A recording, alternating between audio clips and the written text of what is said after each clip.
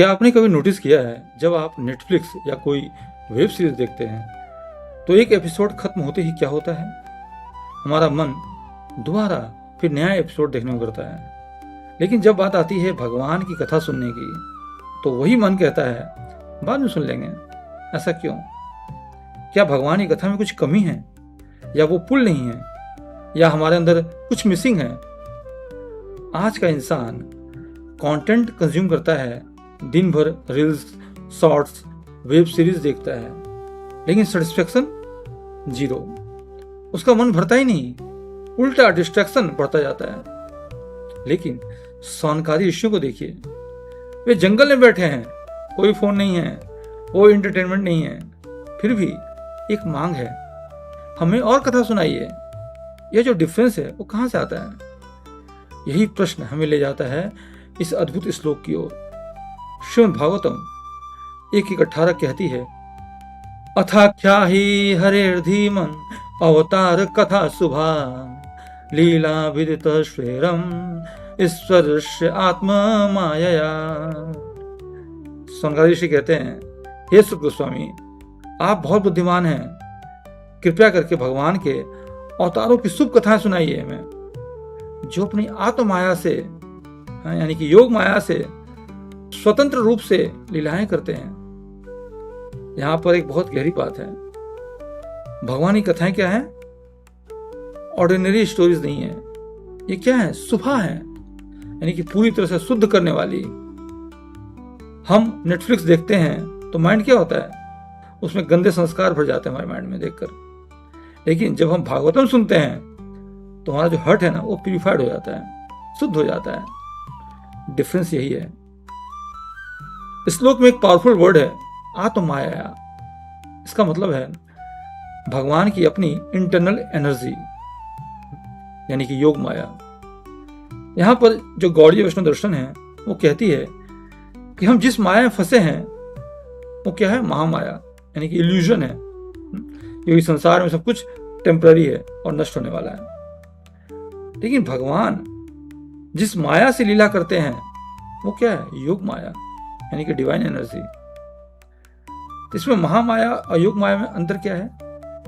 जो महामाया है वो साक्षात भगवान की बहिरंगा शक्ति है, जिसे दुर्गा देवी भी कहते हैं, और योग माया भगवान की जो है इंटरनल पोटेंसी है, यानी कि साक्षात राधा रानी। तो ये दोनों अंतर है, यानी कि महामाया और योग माया में।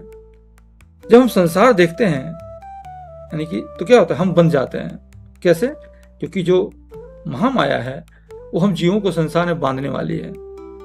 लेकिन जब हम भगवान की लीला सुनते हैं तो हम मुक्त होने लगते हैं। तो सवाल यह है, ऋषियों को इतनी उत्कंठा क्यों थी? वो क्यों भगवान की कथा सुनना चाहते थे? क्योंकि उन्होंने टेस्ट डेवलप कर लिया था। जैसे हम भी देखते हैं संसार में, अगर हम पहली बार कॉफी पीते हैं तो कड़वी लगती है। बहुत लोग तो कॉफी चाय नहीं पीते, लेकिन जो पीते हैं उन्हें कड़वी लगती है। लेकिन धीरे धीरे वही एडिक्शन बन जाती है। वैसे ही शुरुआत में जो कथा है ना, वो बोरिंग लग सकती है। क्यों बोरिंग लगेगी? क्योंकि हमारा हृदय शुद्ध नहीं है, अंदर कलमश भरा पड़ा है, हमें गंदे चीजों को एब्जॉर्ब करने की आदत पड़ गई है, तो हमें लगता है कि उसी में टेस्ट है। लेकिन जैसे ही भगवान की कथा सुनते हैं तो धीरे धीरे वही क्या हो जाता है? वो आत्मिक आनंद बन जाती है, यानी कि धीरे धीरे फिर आनंद आने लगता है। ऐसे ही कहते हैं रस, यानी कि स्पिरिचुअल टेस्ट। तो अब सवाल यह है कि हम अपने अंदर वो कथा की भूख कैसे जगाएं? तो श्रीमद् भागवतम स्वयं कहती है इस बारे में। 1:2:17 बोलती है, शृण्वतां स्वकथा कृष्ण पूर्ण श्रवण कीर्तन हृदंतस्थो हि भद्राणि विदुनोति सुहसता। यानी कि भगवान की कथा सुनने से क्या होगा? भगवान जो है हमारे अंदर, हृदय के अंदर जो गंदगी भरी पड़ी है उसको निकाल देते हैं और हमारा हृदय जो है शुद्ध हो जाता है। तो यानी कि शर्त यह है कि अपने हृदय को शुद्ध करने के लिए हमें भगवान की कथा सुननी पड़ेगी। तो कैसे सुने इसको? तो देखिए, हमें प्रतिदिन कम से कम स्टार्ट करना चाहिए 5 से 10 मिनट शुरू कीजिए, फिर धीरे धीरे आप देखेंगे कि आपका जो टेस्ट है कथा के प्रति बढ़ता जाएगा। यानी कि पहला जो शर्त है, हमें डेली स्मॉल जो है इसका डोज लेना है, कथा का सुनना है हमें बस। दूसरा है राइट सोर्स, यानी कि हमें जो प्योर परंपरा है, गुरु शिष्य परंपरा, उसके अंतर्गत सुनना चाहिए। जैसे इस्कॉन या जो अन्य संप्रदाय हैं उनसे सुन सकते हैं। इससे क्या होगा, हमारी जो हृदय है वो तेजी से शुद्ध होगा। ये शर्त ये है कि कंसिस्टेंसी बनी रहनी चाहिए, और जब कंसिस्टेंसी बनेगी तभी इंटेंसिटी आएगी। लेकिन रोज थोड़ा थोड़ा जरूर सुने, इससे जो है प्रभाव बढ़ेगा। और जब हम बार बार सुनते हैं तो एक समय ऐसा आएगा कि आप कथा नहीं सुनते, कथा आपको खींचने लगती है। यही वो अवस्था है जहां सोनकादी ऋषि कहते हैं अथाख्या ही, यानी कि हे सुध गोस्वामी और सुनाइए और सुनाइए।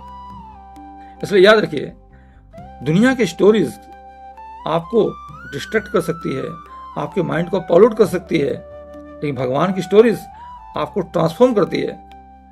और जब ये ट्रांसफॉर्मेशन शुरू हो जाता है तो मन खुद कहता है बस एक और लीला, यानी कि लीला सुनने की तीव्र प्यास जो है हमारे अंदर जग जाती है। अगर आप भी भगवान की ऐसी दिव्य कथाएं रोज सुनना चाहते हैं तो नीचे दिए गए लिंक से लाइव भागवत कथा से जुड़िए आप और फॉलो कीजिए, ताकि हर दिन एक नई कथा आपके जीवन को बदल सके। हरे कृष्ण।